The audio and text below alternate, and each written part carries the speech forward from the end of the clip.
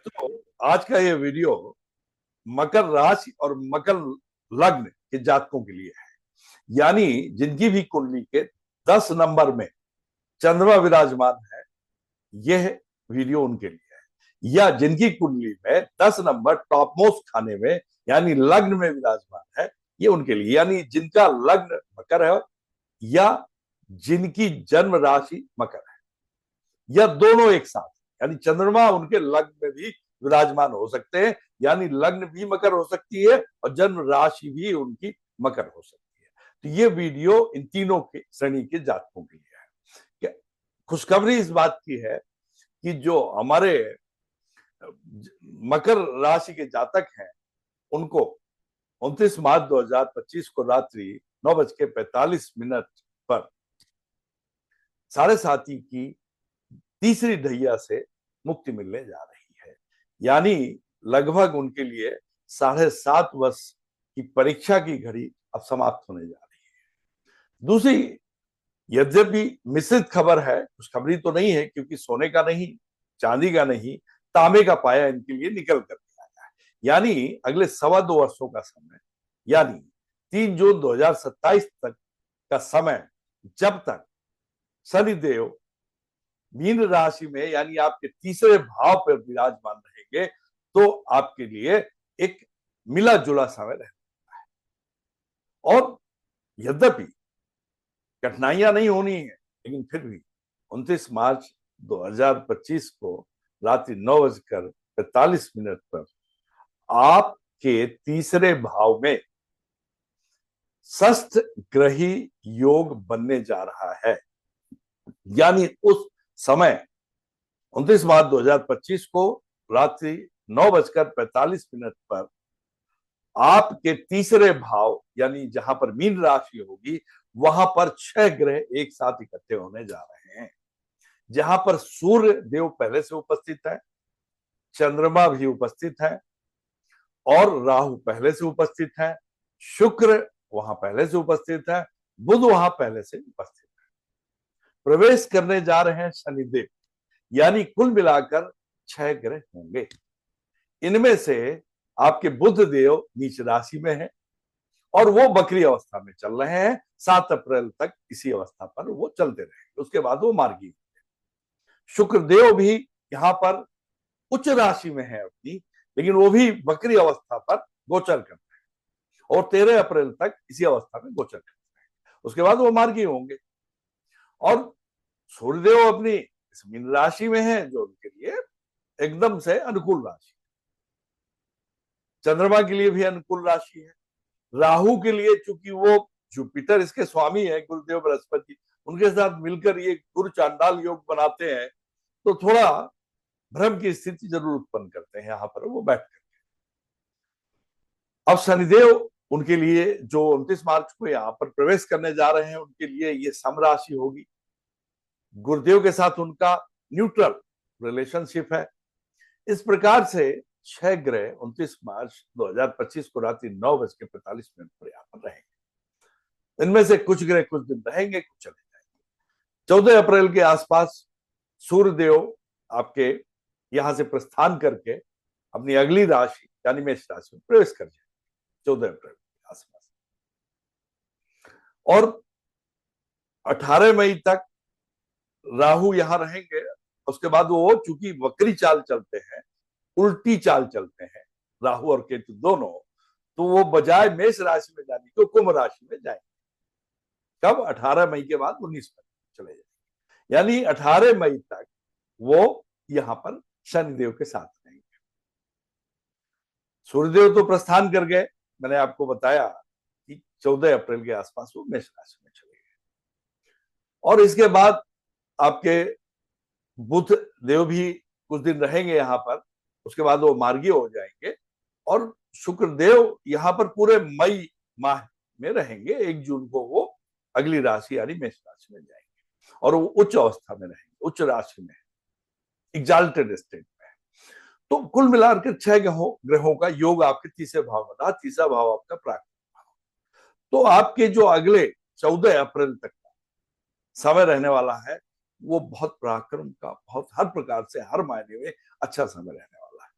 आप इस बात को मान लें, मेरे जितने भी साथी हैं जो जिनकी मकर राशि है या मकर लग्न है, दोनों के लिए मैं बात बताने। इसके बाद अब जो युति युति का मुख्यतः युति जिसके बारे में मैं राशिफल बताने जा रहा हूं, 51 दिन की 51 डेज की युति यानी कंजंक्शन राहु और शनिदेव की रहने वाली है। राहु देव शनिदेव के साथ यहां पर 51 दिन, यानी 51 दिन का मतलब 51 डेज यहां पर मीन राशि में, यानी आप लोगों के तीसरे भाव पर विराजमान है। और ये छाया ग्रह है राहु देव, और शनिदेव छाया पुत्र हैं। दोनों शैडोई प्लैनेट्स हैं एक प्रकार से, तो दोनों की शैडो तीसरे भाव में आपके पड़ रही है। तो 18 मई तक का जो प्रभाव है राशिफल है वो अलग होगा थोड़ा। और जब ये 18 मई के बाद 19 मई को राहु देव कुंभ राशि में प्रवेश कर जाएंगे, तो फिर आपके लिए 3 जून 2027 तक का राशिफल थोड़ा अलग होगा। हालांकि उसमें देखिए, राशिफल के लिए कुंडली विशेष की देखनी पड़ती है, उसमें दशाएं आपकी क्या चल रही है उनको देखना पड़ता है, लेकिन फिर भी आपको गोचर से देखना आना चाहिए कि गोचर में प्लैनेट्स का यानी ग्रहों का आपकी कुंडली में आपके जीवन पर क्या प्रभाव पड़ता है, ये देखना आपको आना चाहिए और उसके बारे में आपको समझ लेना चाहिए। उसी संदर्भ में मैं आज ये बात बताने जा रहा हूं कि 51 दिन 29 मार्च के बाद 18 मई 2025 तक 51 दिन का समय आपके लिए कैसा रहे, और उसके बाद जो आपके लिए 3 जून 2027 तक है, तब शनिदेव यहां पर विराजमान होंगे, तो उसके बाद का समय कैसा रहेगा। साथियों, अब आप ये मान के चलिए कि जब दो छाया ग्रह, दोनों स्लो मूविंग प्लैनेट्स, और उनमें से शनिदेव तो चलिए आपके पहले और दूसरे भाव के स्वामी होकर आपके तीसरे भाव पर विराजमान होंगे, और शनिवत राहु, राहु के बारे में डिक्टम है एक शनिवत राहु, यानी राहु के वही सब गुण होते हैं जो शनि के होते हैं। यानी शनि अगर धीमे चलते हैं तो ये भी चलते हैं, वो देर में रिजल्ट देते हैं तो ये भी। कई मायने में इन दोनों की विशेषता एक है, वो डार्क प्लेनेट है शनिदेव, तो राहु भी डार्क प्लेनेट है। वो अगर एकांतवास देते हैं शनिदेव, ये भी देते हैं। चीजों में डिले करते हैं शनिदेव, तो राहु भी करते हैं। यानी ये सब गुण हैं, दोनों में एक समान है, डार्क प्लेनेट है दोनों, मतलब शैडो प्रदान करते हैं जहां बैठे रहते हैं उन भावुक उनके मामलों को, यानी वो छाया पुत्र हैं, यानी सूर्य की दूसरी पत्नी छाया के पुत्र हैं शनिदेव, और ये छाया ग्रह है राहु देव। तो यानी दोनों मिलकर के आपके तीसरे भाव में छाया डालते हैं। तीसरा भाव आपके छोटे भाई बहनों का होता है, आपके संचार कौशल का होता है, आपके पराक्रम का होता है, मतलब इन मामलों में आपकी फ्रेंडशिप का भी होता है, आपके नेबरहुड का भी होता है। यानी शनिदेव और ये दो जब मैलिफिक प्लेनेट बाई नेचर यहां बैठेंगे, तो इन सभी मामलों पर प्रतिकूल प्रभाव डाले, तो आपको सावधान रहने की जरूरत है, विशेषकर 51 दिन तो अवश्य। यानी शनिदेव मीन राशि में बैठकर आपके छोटे भाई बहनों के साथ उन संबंध अच्छा करना चाहेंगे, उनको कुछ उपदेश देंगे, भाई ऐसे कर्म करो, नैतिक कार्य करो, कोई गलत कार्य मत करो, वो आपसे कराएंगे।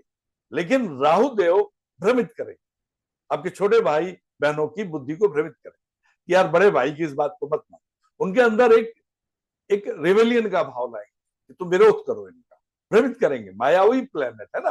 हालांकि मैं एक चीज बता दूं, तीसरे, छठे, 10वें और 11वें भाव में मैलिक प्लैनेट्स का प्लेसमेंट बहुत अच्छा माना जाता है। तो ये आपके लग्न से और या चंद्रमा से या दोनों से अगर तीसरे भाव में बैठे तो ये आपके लिए कुल मिलाकर के अच्छा रिजल्ट देने वाले हैं। इस बात को लेकर आप निश्चित हो जाए। प्रयास करेंगे राहु, लेकिन सफल नहीं होता, क्योंकि मीन राशि है, गुरुदेव की राशि है। गुरुदेव कहां भ्रमित होने वाले हैं। और चूंकि शनिदेव भी एक अनुशासन ग्रह है, अध्यात्म की ओर उनका भी झुकाव है, वो भी कर्मफलदाता है, न्याय प्रिय ग्रह है, तो इसलिए मीन राशि में वो राहु को गलत नहीं करने देंगे।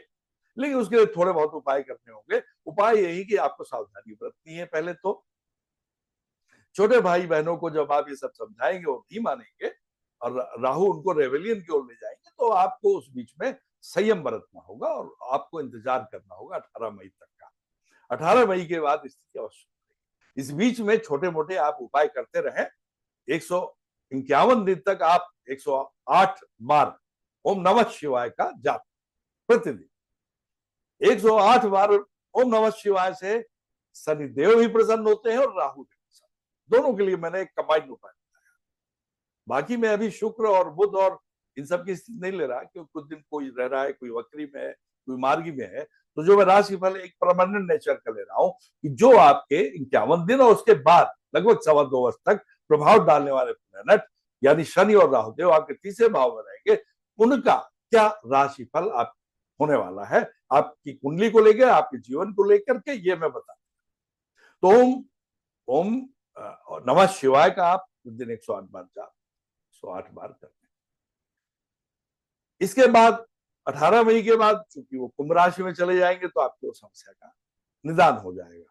अब आप बचे शनिदेव, तो उसके बाद आप ओम शन शनश्चराय नमः का जाप प्रतिदिन 108 बार करते रहे, उससे कल्याण होता रहेगा। जिन क्षेत्रों में बाई मैलेफिक नेचर होने के नाते शनिदेव को नुकसान आपको पहुंचाए, इसके पहले ही आप अपना उपाय करें।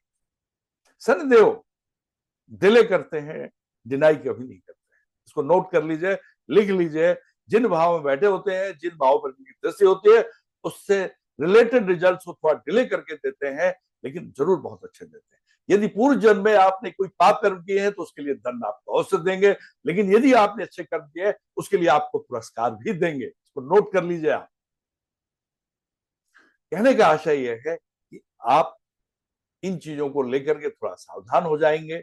संचार कौशल में मीडिया के प्लेनेट है राहु, और निश्चित तौर पर एक सम राशि में वो भी बैठे हैं मीन राशि में, और वो वायु तत्व के ग्रह हैं, और ये जल तत्व की राशि है मीन राशि आपके तीसरे भाव की। थोड़ा हलचल होगी, जैसा कि मैंने पिछले वीडियोज में भी ये बात बताई थी।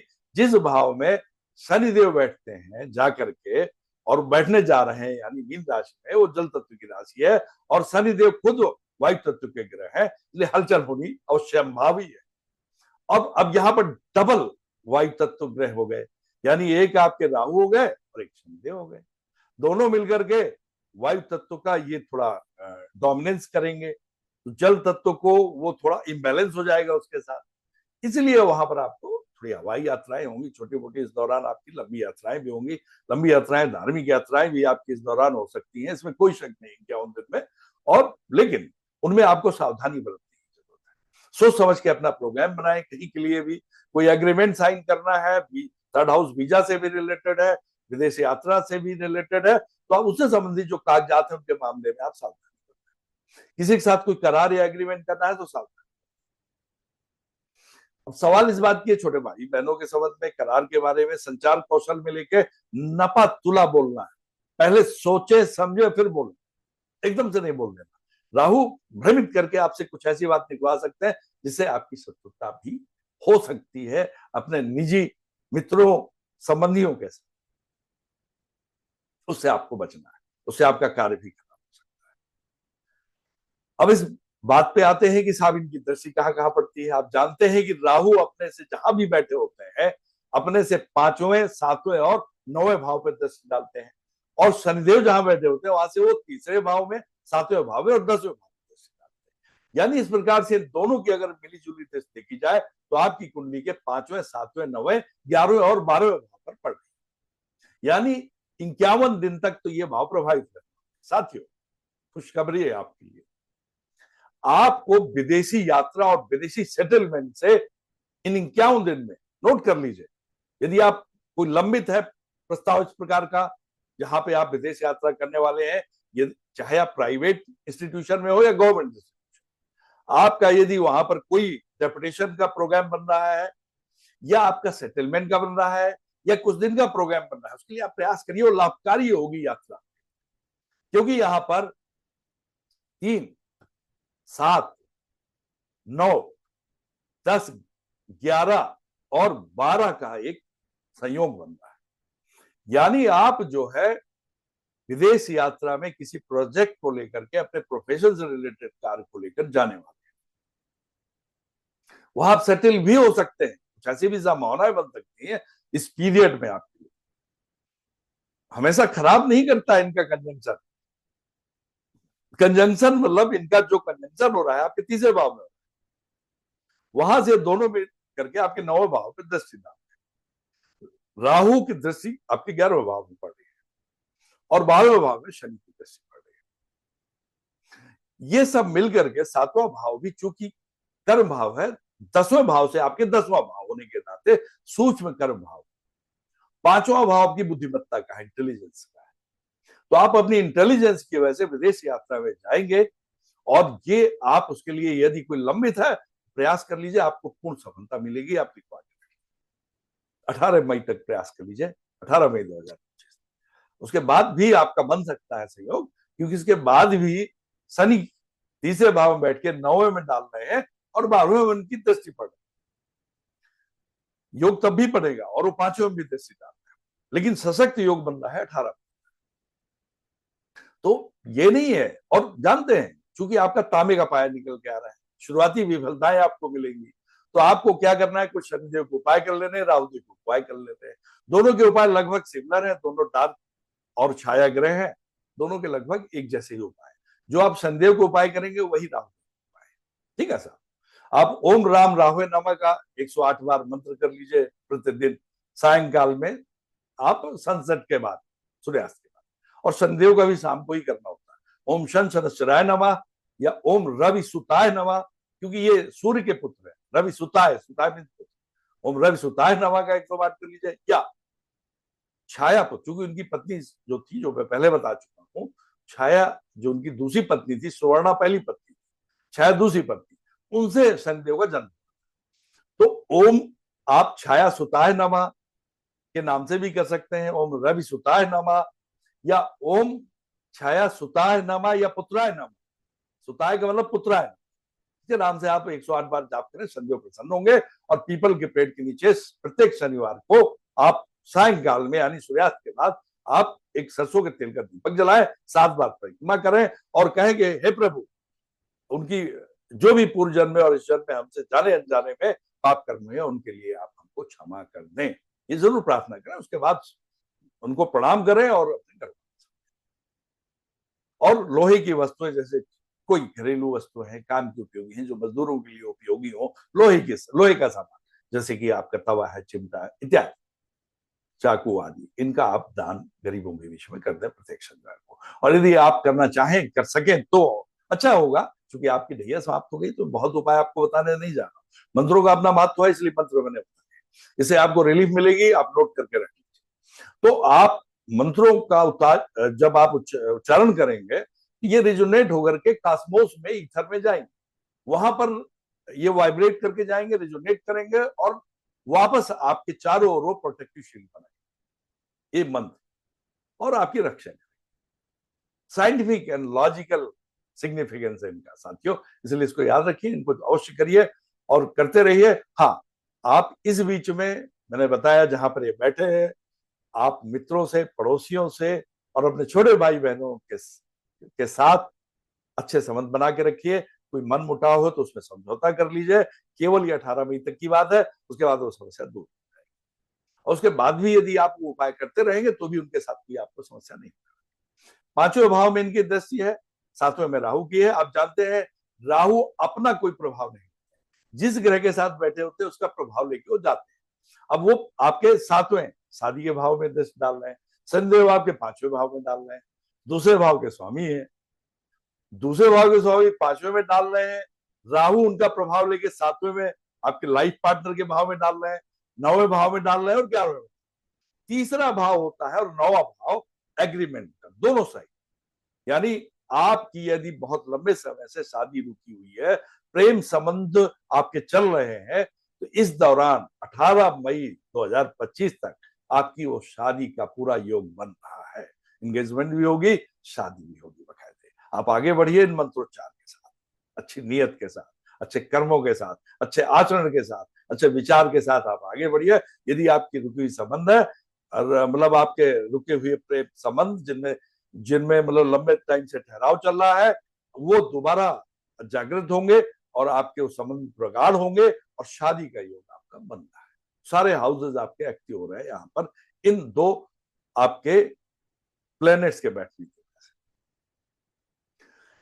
और तीसरे भाव। इसलिए मित्रों, आप ये सब छोटे मोटे उपाय करने के साथ आगे बढ़ेंगे। हाँ, इस बीच में आपके जीवन साथी को थोड़ा सा, चूंकि आप स्वयं तो अपने जीवन साथी को सहयोग देंगे लेकिन राहु नहीं देंगे, तो राहु क्या करेंगे, थोड़ा भ्रमित करेंगे जीवन साथी के साथ। तो छोटी मोटी आपके गलतफहमी हो सकती है, उत्पन्न हो सकती है, लेकिन जो मैंने आपको उपाय बताए हैं शनिदेव के, शनिवार के दिन जो करने के लिए छोटा मोटा दान भी कर सकते हैं आप। काले कौवे, कौवे काला ही होता है, और गाय या काले कुत्ते, और इनको आप सरसों के तेल की लगी हुई चुपड़ी हुई रोटी का दान करें, खिलाएं।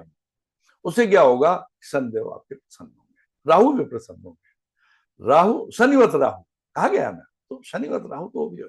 बस ये होता है कि चूंकि वो सडन रिजल्ट देते हैं, याद रखिए सडन रिजल्ट देते हैं, इसलिए थोड़ा आपको, और विशेषकर चूंकि यहां पर सूर्य और सेपरेटिव प्लैनेट्स हैं, सूर्य राहु और शनि, तो आपको 14 अप्रैल तक बहुत सावधानी बरतनी है। ये आपके छोटे भाई बहनों के साथ संबंध खराब करा सकते हैं, एक बार खराब हो गए पूरे जीवन खराब रहेगा। आपको पूरी सावधानी बरतने की जरूरत है साथियों, बिल्कुल नहीं कंप्रोमाइज करना है। मान लीजिए राहु भ्रमित कर रहा है और आप जानते हैं सूर्य की राहु और शनि दोनों के साथ शत्रुता है, और शनि और राहु की भी सूर्य के साथ शत्रुता है। 14 अप्रैल तक वो यहाँ आपके तीसरे भाव में रहेगी। संचार कौशल से आपको कुछ ऐसा बात करवा देंगे जिससे आपके भाइयों के साथ संबंध खराब हो सकता है, और कोई एग्रीमेंट गलत साइन करवा सकते हैं। इसलिए आप कोई एग्रीमेंट सोच समझ के साइन करें, लाभ ही लाभ है। अदरवाइज विदेश यात्रा का योग है, लाइफ पार्टनर को भी आपका सहयोग मिलने वाला है, आप उनको सहयोग देंगे, आपको पिता को भी आप सहयोग देंगे, धर्म कर्म में भी आपका मन लगेगा, सब कुछ होने वाला है, लाभ ही लाभ है। विदेश यात्रा का भी है, चेंज ऑफ प्लेस है, वो प्रोफेशन को लेके हो सकता है या अन्यथा भी हो सकता है।